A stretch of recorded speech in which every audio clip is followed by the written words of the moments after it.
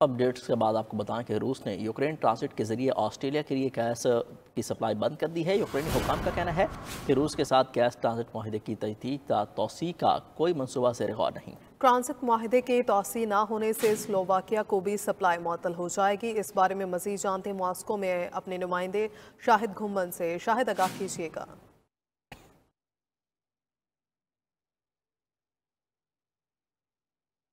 शाहिद, आगाह कीजिएगा। जी, आवाज आ रही है जी?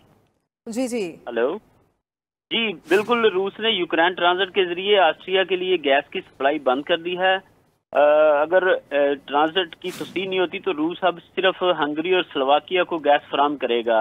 यूक्रेनी हुकाम का कहना है कि रूस के साथ गैस ट्रांजिट मुआहदे की तजदीद या तोसीक का कोई मनसूबा नहीं है, जो दिसंबर में खत्म हो रहा है। ऑस्ट्रिया में तवानाई बहरान में इजाफा, जबकि मैन्युफैक्चरिंग सेक्टर को नुकसान पहुंचेगा। दूसरी जानब ट्रांजिट मुआहदे की तोसी ना करने से स्लोवाकिया को भी सप्लाई मुअत्तल हो जाएगी।